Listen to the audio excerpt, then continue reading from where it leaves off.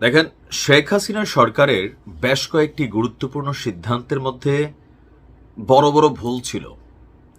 তো সেই ভুলগুলোর অনেকগুলোই আবার আমাদের এই ইন্টারিম সরকার পরিবর্তন করছে। ডক্টর মোহাম্মদ ইউনূসের নির্দেশে আপনার একটা ক্যাবিনেট বৈঠকের পর রাষ্ট্রপতি চুপ্পুকে দিয়ে আপনার এই সিদ্ধান্তটাকে আইনি অধ্যাদেশে আসলে পরিণত করা হয়েছে। দর্শক, খুবই চাঞ্চল্যকর তথ্য হচ্ছে এই সিদ্ধান্তের ফলে বিএনপি এবং জামাতের বা এনসিপির যারা নেতৃত্ব দিবেন আগামী দিনগুলোতে এই নির্বাচনকে কেন্দ্র করে, তাদের মধ্যে আমার কাছে মনে হয় যে কিছুটা হলেও হতাশা তৈরি হয়েছে। কারণ বাংলাদেশের মানুষ এখন এই মুহূর্তে আমরা যদি দেখি যে পিআর পদ্ধতিটা চাচ্ছে, তো পিআরের যে সুবিধাটা সেটাও এক ধরনের এই সিদ্ধান্তের ফলে স্থানীয় সরকার নির্বাচনে একটা ইফেক্ট পড়বে। কথা বলছি, শেখ হাসিনা তিনি নির্বাচনকে আওয়ামী লীগকে একদম রুট লেভেলে ছড়িয়ে দেওয়ার জন্য নৌকাকে তিনি চেয়ারম্যান এবং উপজেলা চেয়ারম্যান এই পদগুলোতে এনেও আপনার নৌকার প্রতীকের ব্যবহার করেছিলেন। এর ফলে যেটা হইল কি, যে স্থানীয়ভাবে যারা প্রভাবশালী বিভিন্ন দলের নেতাকর্মী তারাই আপনার একচ্ছত্র সেইখানে আপনার জয় পাওয়া শুরু করলো। কারণ নৌকাকে ভোট দিতে হবে, বিদ্রোহী প্রার্থী হলে আবার বহিষ্কারের সুযোগও ছিল। তো এই সিচুয়েশনটা আওয়ামী লীগের মধ্যে অন্তর্কোন্দল বাড়িয়েছিল। এখন এই মুহূর্তে আমাদের আজকে যে সিদ্ধান্ত দেখলাম যে রাষ্ট্রপতি একটা অধ্যাদেশে সাইন করেছেন। অধ্যাদেশটা হচ্ছে স্থানীয় সরকার নির্বাচনে দলীয় প্রতিকার থাকছে না। এই অধ্যাদেশে রাষ্ট্রপতি অলরেডি স্বাক্ষর দিয়েছেন। এতে আসলে বিএনপি এবং জামাতের জন্য নেগেটিভ কোন জায়গাটা হয়েছে, আবার পজিটিভ হয়েছে সাধারণ মানুষের জন্য। আপনি আপনার লোকালয়ে আপনার নেতৃত্ব খুঁজে নেওয়ার কিন্তু সুযোগ আছে। এতদিন হয়তো কি যে একটা এলাকায় বিএনপির বা আওয়ামী লীগের বা জামাতের 5 জন যোগ্য প্রার্থী আছে, এক একজনের নির্দিষ্ট সংখ্যক অনুসারীও আছে, কিন্তু দল একজনকে মার্কা ঘোষণা করে দিছে।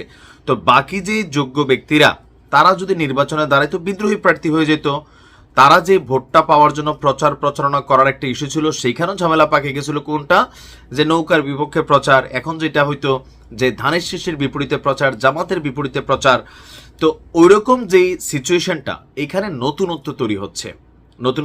এটা যে একই এলাকায় বিএনপি বা জামাতের, আওয়ামী লীগ তো আর নির্বাচনে আসবে না, চাইলে একাধিক প্রার্থী, এনসিপিরও একাধিক প্রার্থী যারা, তারা কিন্তু এই নির্বাচনে অংশগ্রহণ করতে পারবেন এবং কি লোকাল পর্যায়ে যে কোনো মানুষই নির্বাচনে অংশগ্রহণ করতে পারবেন। রাষ্ট্র কিন্তু আপনাকে এই সুবিধাটা দিচ্ছে, কিন্তু বাস্তবতা হচ্ছে ভিন্ন। বাস্তবতা হচ্ছে যে এখন এই যে আগামী দিনের ইউনিয়ন পরিষদ নির্বাচনে বা উপজেলা পরিষদ নির্বাচনে দলীয়ভাবে যিনি খুবই পাওয়ারফুল অথবা যিনি আগামী দিনে এমপি হবেন, ওনার যিনি আস্থাভাজন, প্রত্যেক এলাকায় নির্দিষ্ট এজেন্ট আছেন, তো তারা আপনার আসলে একটা প্রভাব কিন্তু রাখবে। যে এতদিন যারা এমপি প্রার্থী ছিলেন তারা এক ধরনের বাইচা যেতেন কোনটা, যে দেখো দল যারে মার্কা দিয়ে দিছে, আমার তো কিছু করার নেই। কিন্তু এখন এই জায়গাটাতে একটা বিপদ আছে। ধরেন একজন বিএনপির নেতা এমপি হবেন, এখন ওনার আন্ডারে 50টি ইউনিয়ন আছে, 30টি ইউনিয়ন আছে, 20টি ইউনিয়ন আছে, একটা উপজেলা আছে বা 2টি উপজেলা আছে। এখন এইখানের উপজেলা চেয়ারম্যান নির্বাচন একটা প্রভাব তৈরি হয়ে যাবে যে ভাই কারে সাপোর্ট করে। ইউনিয়ন পরিষদের বেলাও একই ঘটনা ঘটবে, পজিটিভও আছে নেগেটিভও আছে।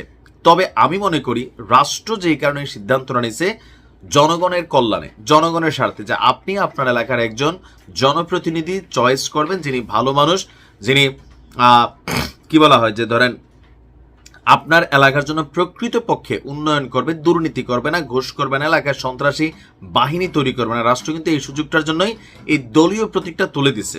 আমি এটাতে খুবই খুশি হয়েছি। কিন্তু আমরা যারা জনগণ আছি, আমাদের সেন্সের মধ্যে যে আওয়ামী লীগ গেছে, বিএনপি আসবে অথবা জামাত আসবে অথবা এনসিপি আসবে, প্রত্যেকটা এলাকায় কে বেশি শক্তিশালী ওইটা দেখি কিন্তু আমরা ভোট দিই, তাই না? তবে আমার কাছে মনে হচ্ছে যে এই সিদ্ধান্তের ফলে নির্বাচনটা জমজমাট হবে, স্থানীয় সরকার নির্বাচন। যদিও এটা জাতীয় সংসদ নির্বাচনের পরে হবে, একটা রাজনৈতিক সরকারের আমার কি বলে যে আওতাধীনই হবে, বাট খুবই সুন্দর একটা সিদ্ধান্ত নিছে ডক্টর ইউনূসের। এই সিদ্ধান্ত আমি সাধুবাদ জানাই, রাষ্ট্রপতির এই সইকেও আমি সাধুবাদ জানাই। ভালো থাকুন।